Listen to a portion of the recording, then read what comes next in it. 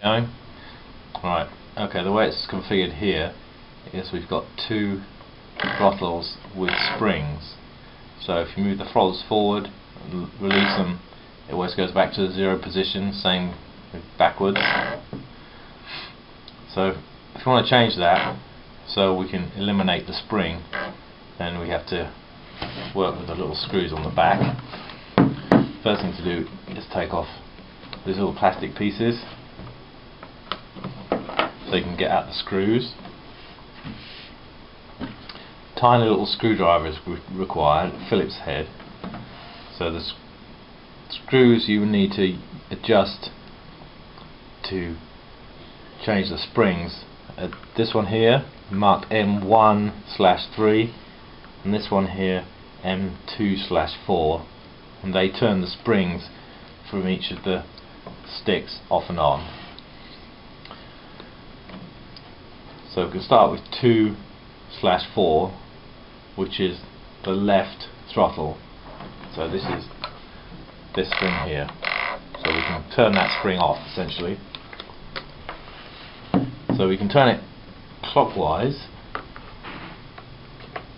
It's a bit tricky to get in here.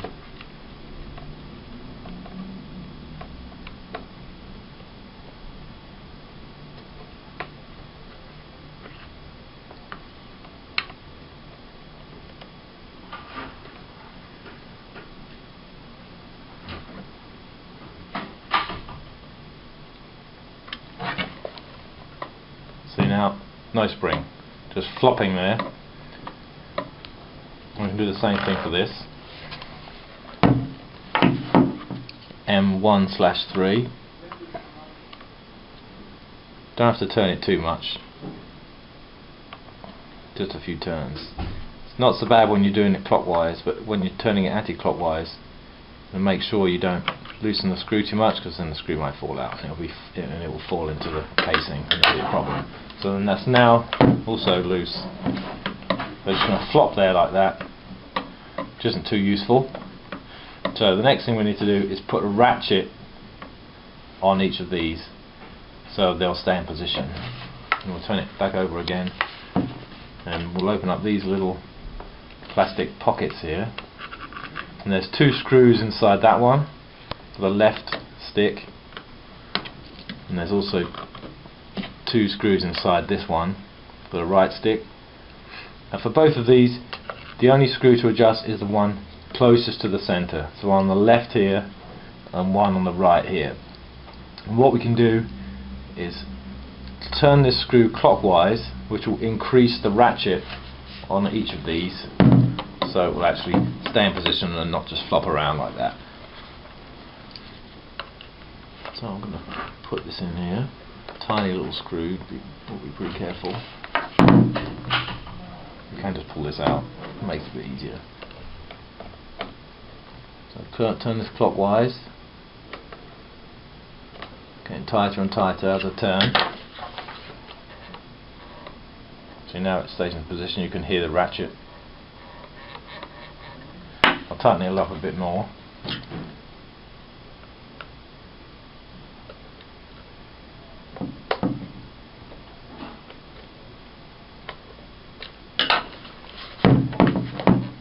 That's pretty good.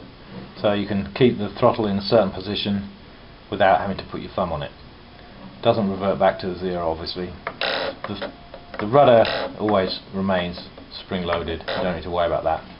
So I'll do the same for this one. I'll take this off to make it easier. So the inside screw here, clockwise, will lock down the ratchet.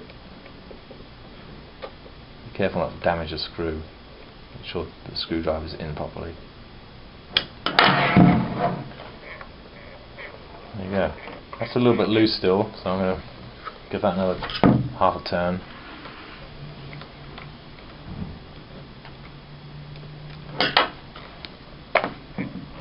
Okay, so now this is ready to be used with two differential throttles like that. And to get it back to spring loaded condition, you just reverse that.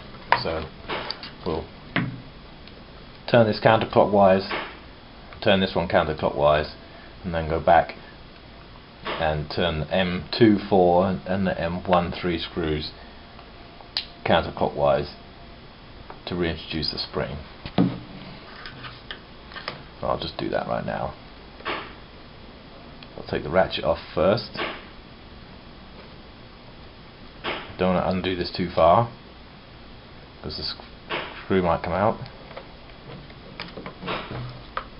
Gone.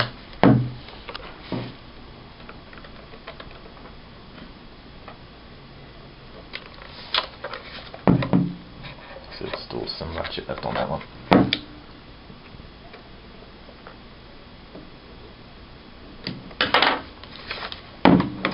Okay, floppy. Now we'll just put the string back on. Going back to M2-4.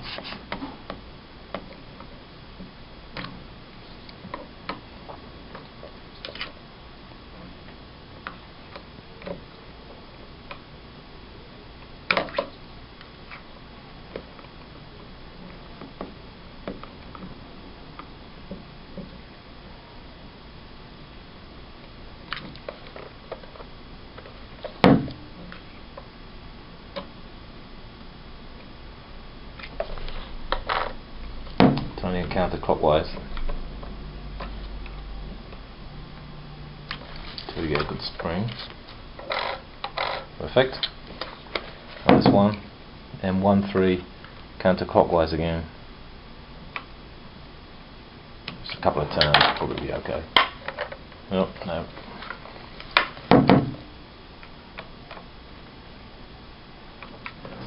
Should do it. Nearly. So we're up to about 3 or 4 turns there.